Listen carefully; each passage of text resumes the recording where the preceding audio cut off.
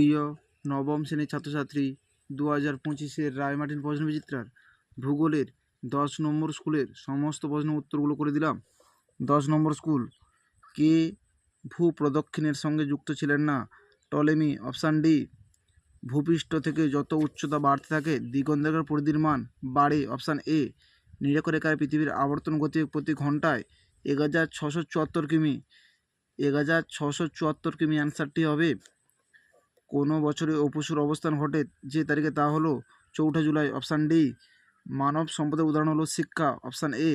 খনিজ তেলের একটি উপজাত দ্রব্য হলো বিটুমেন। Option A.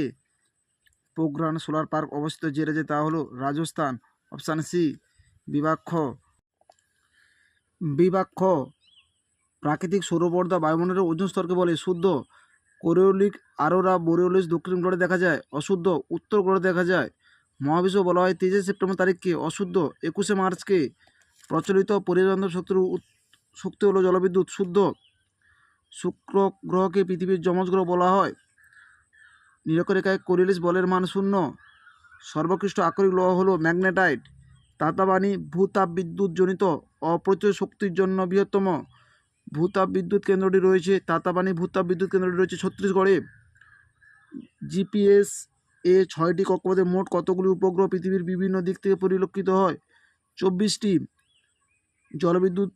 জলবিশ্বের পর থেকে দক্ষিণ ভারতে কোন ঋতুর প্রভাব বাড়তে থাকে? বসন্ত ঋতুর প্রভাব বাড়তে থাকে।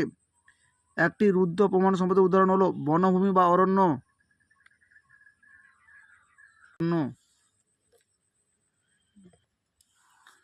বিভাগ ঘ। বিভাগ গ। জিওট কি? রায়মার্টিন সরকার 26 নম্বর পৃষ্ঠা 5 দেওয়ার প্রশ্নের উত্তরটি তোমরা দেখো। 5 দাগে জিওট বলতে কি বোঝো? এই প্রশ্নের উত্তরটি তোমাদের লিখতে হবে।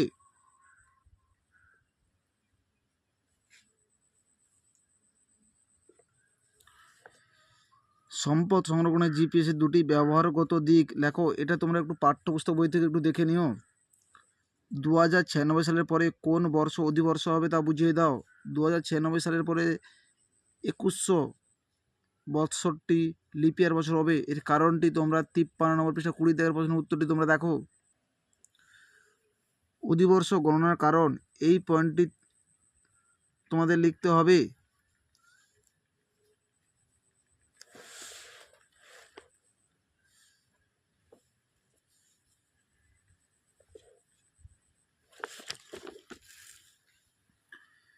অথবা প্রশ্নের উত্তরটাও তোমরা পাঠ্যপুস্তক বই থেকে একটু দেখে নিও।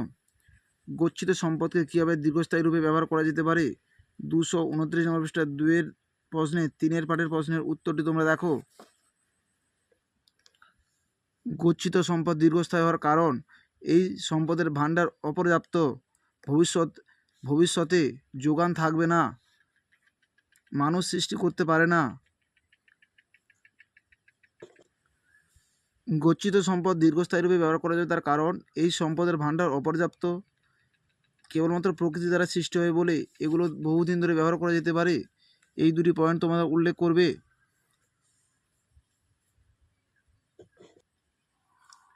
কোল ইন্ডিয়া লিমিটেডের সদর দপ্তর কলকাতায় অবস্থিত।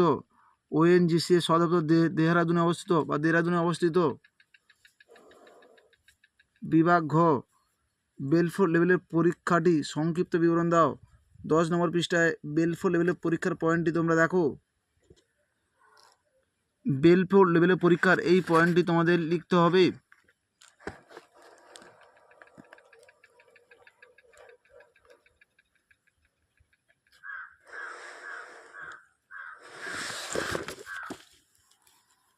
কুলীন গ্রহ ও বামন গ্রহের মধ্যে 3টি পার্থক্য। 22 নম্বর পৃষ্ঠায় 4 দাগের প্রশ্নের উত্তরটি তোমরা দেখো।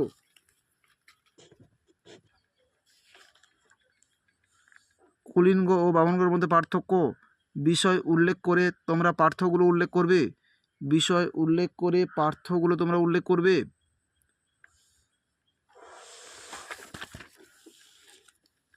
পৃথিবীর আবর্তন বেগ আমরা অনুভব করতে পারি না কেন? 54 নম্বর পৃষ্ঠায় 24 দাগের প্রশ্নের উত্তরটি তোমরা দেখো।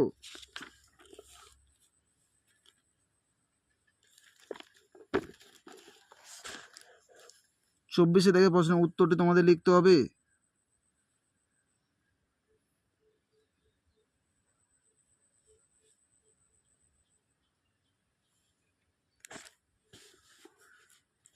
পৃথিবীর অনুসর অবস্থানের 3টি বৈশিষ্ট্য।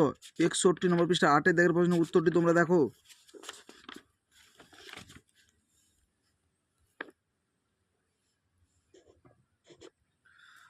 অনুসর অবস্থানের বৈশিষ্ট্যে তারিখ পয়েন্টে উল্লেখ করবে, দূরত্ব এবং প্রভাব এই 3টি পয়েন্ট উল্লেখ করবে।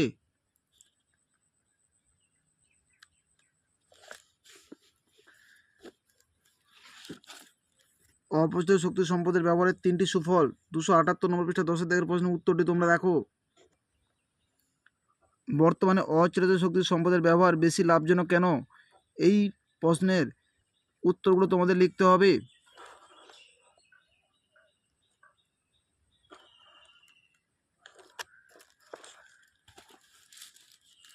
কোনো বস্তু বা অবস্তুকে সম্পদ বলা হবে যে গুণাবলী থাকলে তা উল্লেখ করো। 228 নম্বর পৃষ্ঠা 1 দাগের প্রশ্ন উত্তরটি তোমরা দেখো।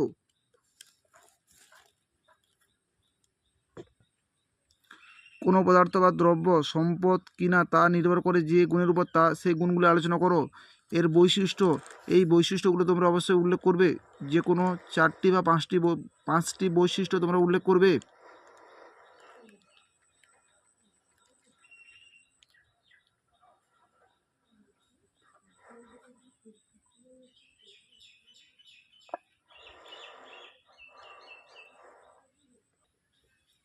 বিভাগ ও পৃথিবী অভিগত গোলকের আকৃতি 3টি প্রমাণ চিত্রসহ ব্যাখ্যা করো। 10 নম্বর পৃষ্ঠা 3 দাগের প্রশ্নের উত্তরটি তোমরা দেখো। 10 নম্বর পৃষ্ঠা 3 দাগের প্রশ্নের উত্তরটি তোমাদের লিখতে হবে।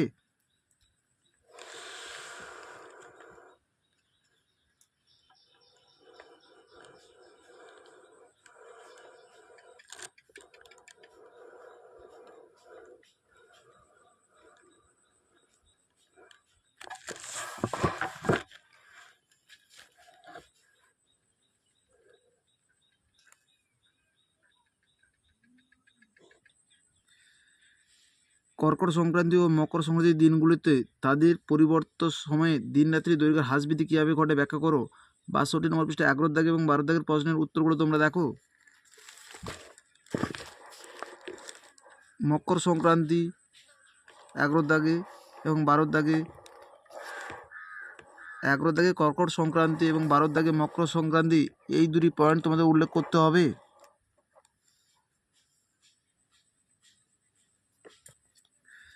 ভারতের প্রধান খনিজ তেল উত্তোলন সংস্থাগুলির অঞ্চলগুলির সংক্ষিপ্ত বিবরণ দাও। ভারতের প্রধান খনিজ তেল উত্তোলন অঞ্চলগুলির সংক্ষিপ্ত বিবরণ দাও।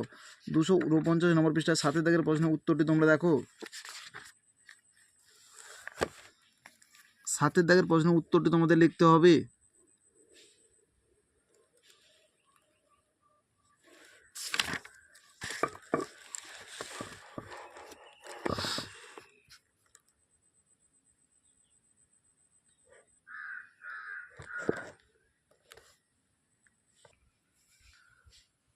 আমাদের ভিডিওটি যদি তোমাদের ভালো লেগে থাকে তাহলে তোমরা লাইক করো, শেয়ার করো, কমেন্ট করো।